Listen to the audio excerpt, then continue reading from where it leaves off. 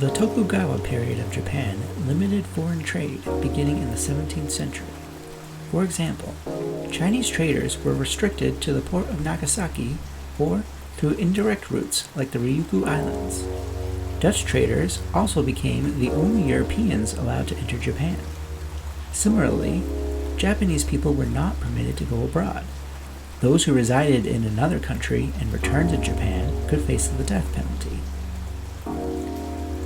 These policies lasted for over 200 years, yet at least one Japanese person made it to the United States and back again during this time. On Japan's island Shikoku, a 13-year-old boy named Manjirō lived in a village called Nakahama, now part of the city Toshimizu. His father had died when he was 8 or 9 years old. To support his mother and siblings, Manjirō got a job on a fishing expedition. The crew consisted of 3 brothers named Fude Nojo, who was 37, Yusuke, who was 24, and Gomon, who was 15, and their neighbor, Toraemon, who was 25. They set sail on January 5th, 1841, in search of either bonito, mackerel, or tuna. The trip was expected to last only a few days. A storm hit the 5 fishermen on the 2nd or 3rd day. They were about 20 miles from the coast of Japan. Fighting the wind while trying to make it back to land, their sculling oarlock broke off, and soon their sculling oar broke in half. Propelling the boat was no longer in their control. The boat was blown off course for 3 or 4 days, and the fishermen ran out of provisions. Around January 13th, they finally spotted an island. It was the small and uninhabited Izu Torishima, also known as Bird Island, a few hundred miles from the mainland. They were unable to find a beach to land the boat and decided to swim for it. Right before jumping in, a high wave overturned the boat and injured Yusuke's leg, but all made it to land. Manjirō turned 14 years old a couple of weeks later as the crew attempted to survive on the island. Fude Nojo cared for Yusuke in their cave shelter while the others searched for food. Shellfish and seaweed could be gathered. Albatross were also plentiful until their migration season began in late April or early May. However, there was no spring water or edible plants on land. On June 27th, a whaling ship appeared near the island. The John Hallen had sailed from New Bedford, Massachusetts, and was now sending 2 boats to the island in search of turtles to eat. As the boats approached, its members known as Gomon, Manjirō, and Toraemon waving their clothes attached to sticks and shouting for help. The whalers could not understand anything that the trapped fishermen were saying, but recognized that they were distressed and hungry. All 5 castaways were taken aboard. From there, the John Hallen sailed to the North Pacific in search of whales for oil and banelines. Unlike Japanese whalers, the Americans discarded the rest of the whale. Through attempted sign language and eventually learning some English words, the rescued fishermen were able to communicate with the whalers and were given chores aboard the ship. Manjirō was assigned to the crow's nest to look for whales in the distance. He was successful at least once and was given a seaman's cap as a reward from the ship's captain, William H. Whitfield. Heading east, the John Hallen stopped at Oahu, then part of the independent kingdom of Hawaii, ruled by Kamehameha III, on November 20th. It was still not known to the Americans where the fishermen were from. Whitfield brought them to a medical missionary, Dr. Jarrett P. Judd, who reasoned they were Japanese after showing them Japanese coins. Arrangements were made for the fishermen to stay in Honolulu. However, Whitfield wished to take Manjirō with him to the United States. Accepting the offer, Manjirō left Oahu on December 1st. Whitfield renamed him John Mung, with John coming from the ship's name and Mung being a shortened version of Manjirō. The John Hallen continued to hunt for whales and stopped in Guam in March, the following year, before finally heading back to Massachusetts.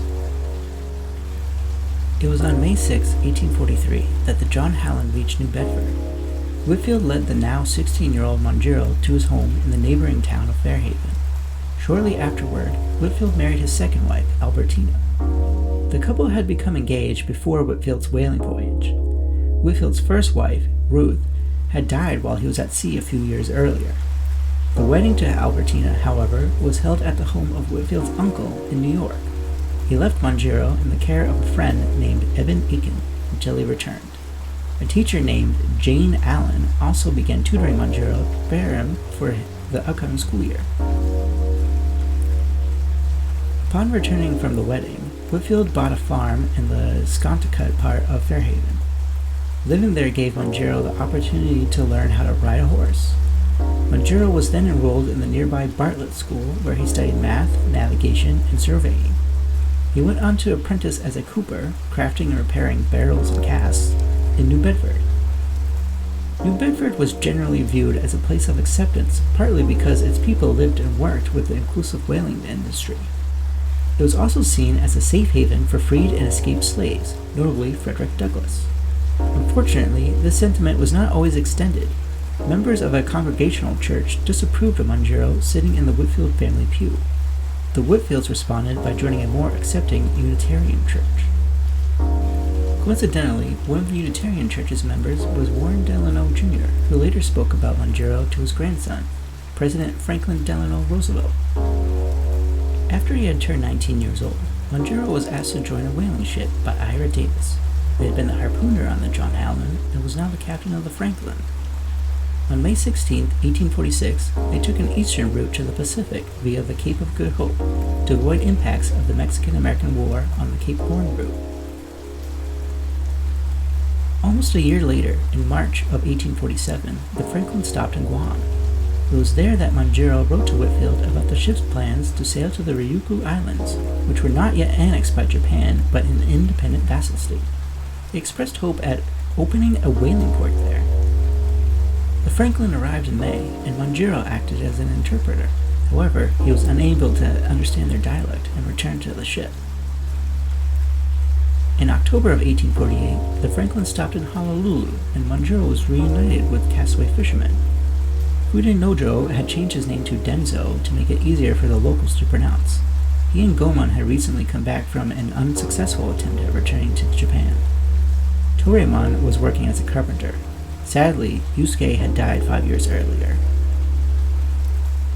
The Franklin arrived back in New Bedford on September 23, 1849. The 3-year-plus trip had earned Manjirō $350. At this time, news of gold in California reached him. There was no doubt that Manjirō missed his mother. If he made enough money in the gold industry, then he could afford to take a passenger ship to the Pacific and maybe find his way back to Japan. 2 months later, he took a job on the Stieglitz, which was carrying lumber to San Francisco.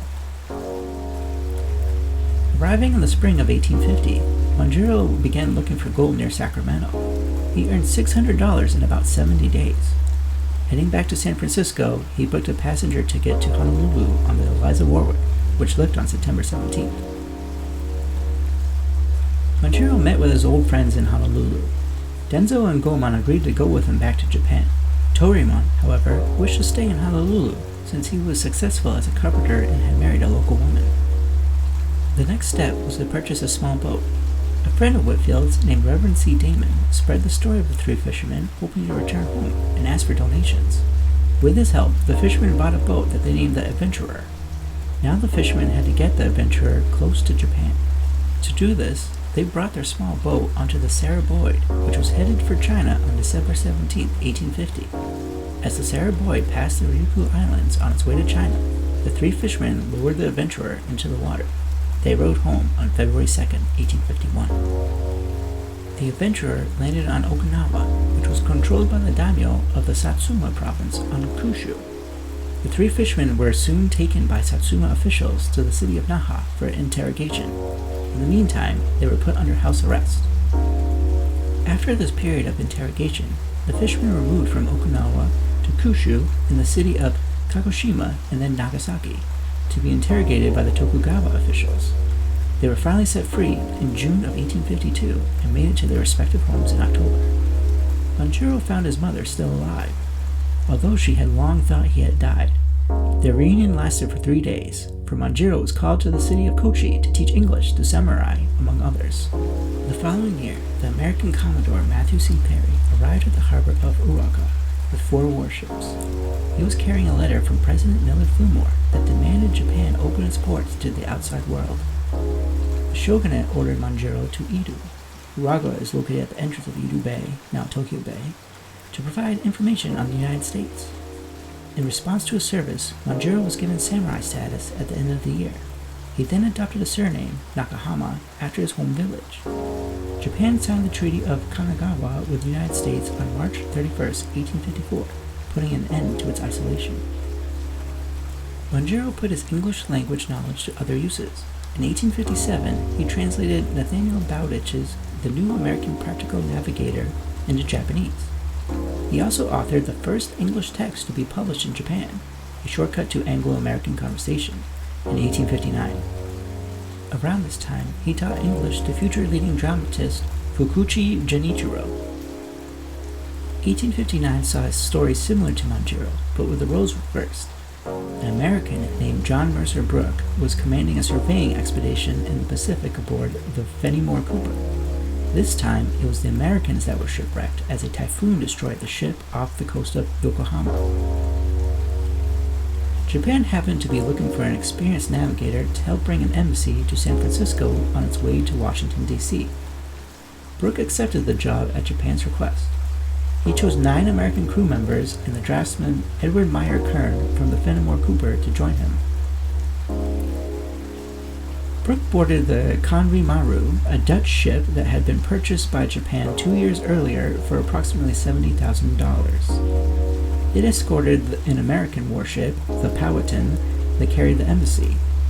The Konri Maru, however, carried a samurai magistrate of warships named Kimura Toshitake.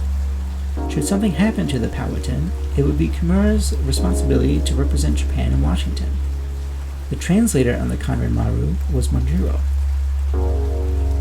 Apart from Manjirō, none of the Japanese crew members had been on a sea voyage before. The ship faced a storm right after leaving Yokohama. Together, Brooke and Manjirō taught the inexperienced crew how to manage their vessel. The ship's captain, another samurai named Katsu Rinataro, soon became ill from seasickness and delegated the running of the ship. Despite these trials, both ships made it to San Francisco safely on March 17, 1860. Japan treated this voyage as a test of their naval capabilities.